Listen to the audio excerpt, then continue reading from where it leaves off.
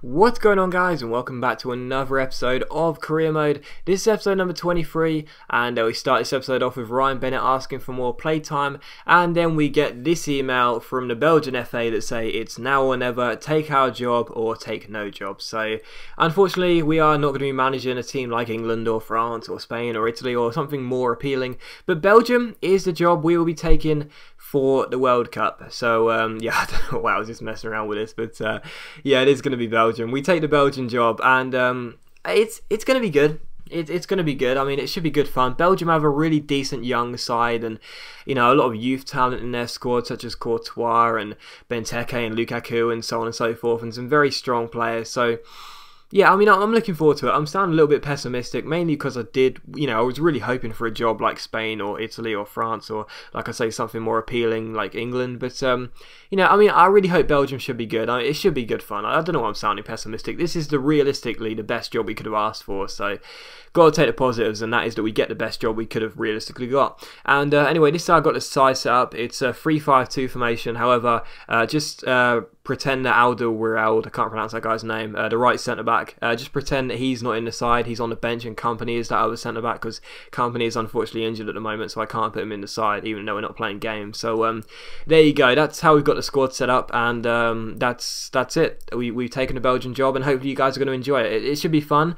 I'm looking forward to playing in the World Cup, the first World Cup of the series. Who knows, maybe I could be the first YouTuber to put the World Cup on YouTube, probably not, but there you go. Yeah, it should be good fun though, and I'm looking forward to it, so hopefully you guys are too. And yeah, we'll have the World Cup shown as well. It should be fun. It should be good fun to play in it, and like I said, hopefully we can do something good with Belgium, and maybe build a project. You know, I mean, I feel as though we could probably get a better job than Belgium in, you know, like 2 seasons, and then, you know, manage nations that you guys will probably be more interested in, like England, and like I say, the big nations like France, Spain, Brazil, and so on and so forth. But with Belgium, I'm kind of debating to make Belgium like an international project.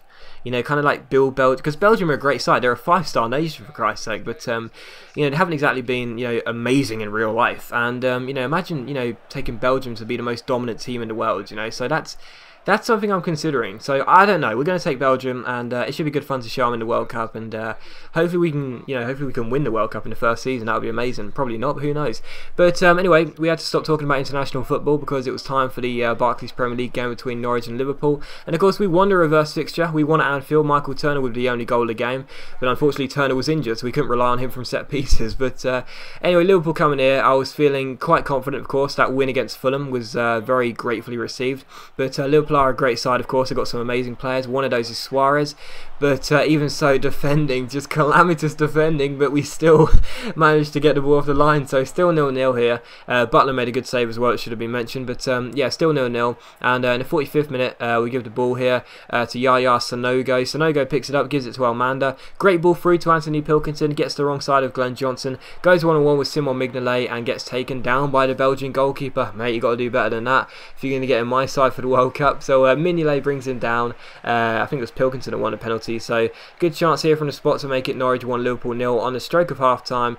Didn't have too many great penalty strikers, but we did have Robert Snodgrass, who's got a 73 rating, so I thought give it to Snodgrass, see what he can do, and he ends up sending Mignolet the wrong way and puts it into the top corner, so can't really ask for much more than that. So Robert Snodgrass, our number 7, makes it Norwich 1, Liverpool 0, and that was fantastic news for us because it was on the stroke of half time, in injury time in the first half, so I was like, that's fantastic, we'll go down the tunnel, we'll be 1-0 up. It's a real sucker punch for Brendan Rodgers' side, and that is great news for us. However, straight from kickoff, we give away a really soft free kick. Was it a free kick? I'm not entirely sure, but it was given. Really soft free kick regardless.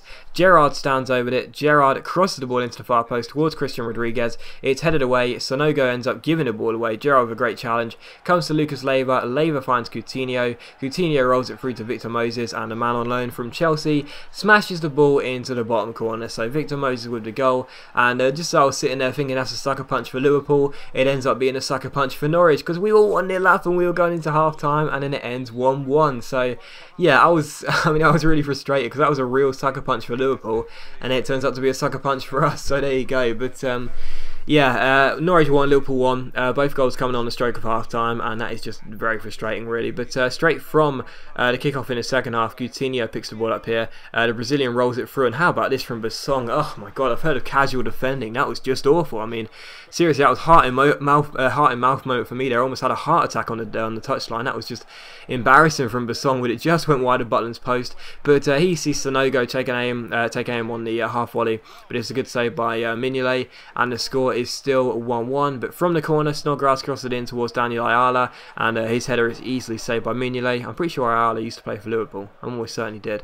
But yeah, still 1-1, and in the 64th minute, Lucas picks the ball up here, gives it to Coutinho. Coutinho rolls it through to Suarez. Suarez gives it to Lucas Leiva, and it's a great finish by the Brazilian holding midfielder there, who makes it Norwich 1, Liverpool 2. So terrible defending, just weren't doing it at the back as per usual. And the 71st minute, Pilkington gives it to Olsen here. Olsen takes aim, but his right-footed shot is pretty comfortably saved by Mignolet. But in the 90th minute, Liverpool just try and pass the ball around. God knows why I didn't just boot it up the field, because eventually Joe Allen finds Lucas Leiva, but Leiva is intercepted by Fox here.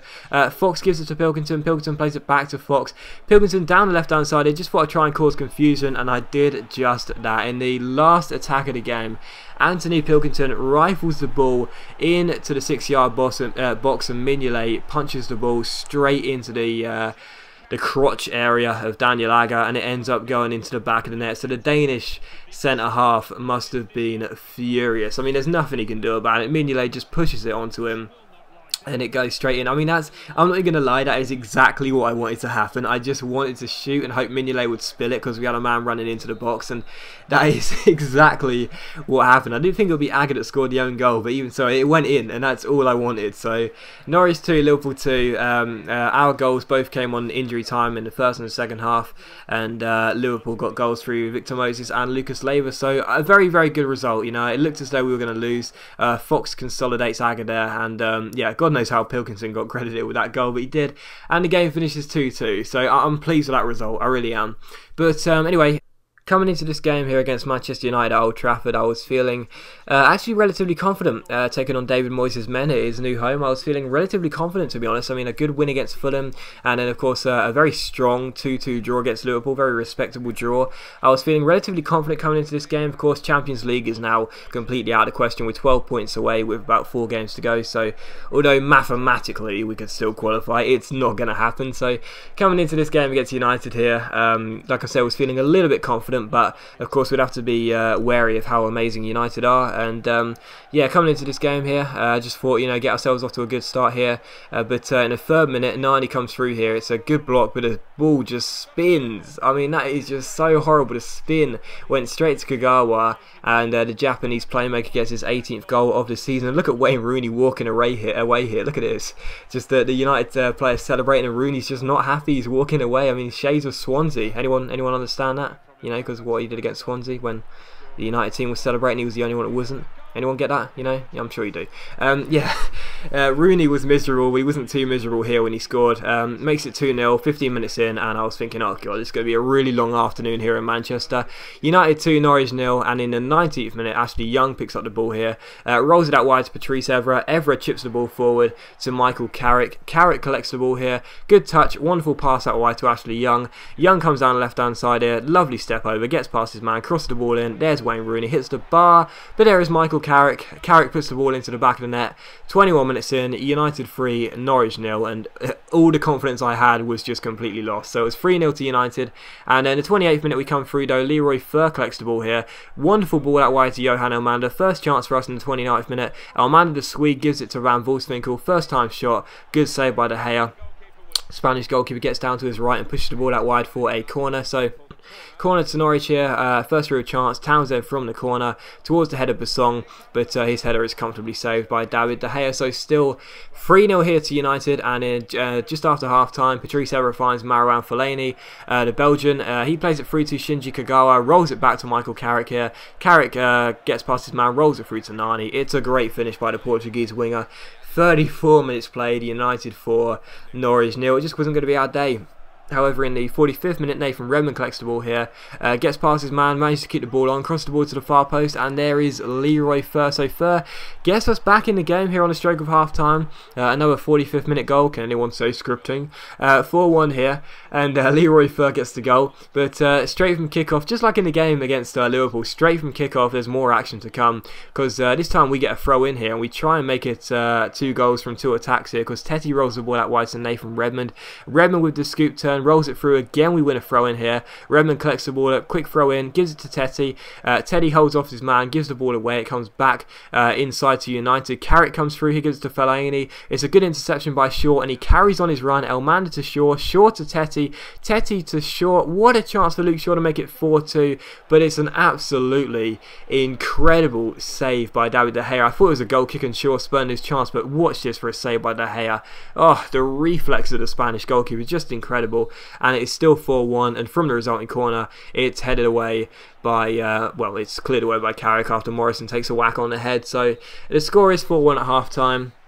We couldn't get 2 goals in the 45th minute like in the game against Liverpool. We couldn't see 2 goals, I should say, because we only got 1 in the last game. But we couldn't get 2 goals in the stroke of 45 minutes. And yeah, 4-1 was the score at half-time. And yeah, if Shaw would have scored that chance, man, seriously, I would have felt so much more confident coming into the second half.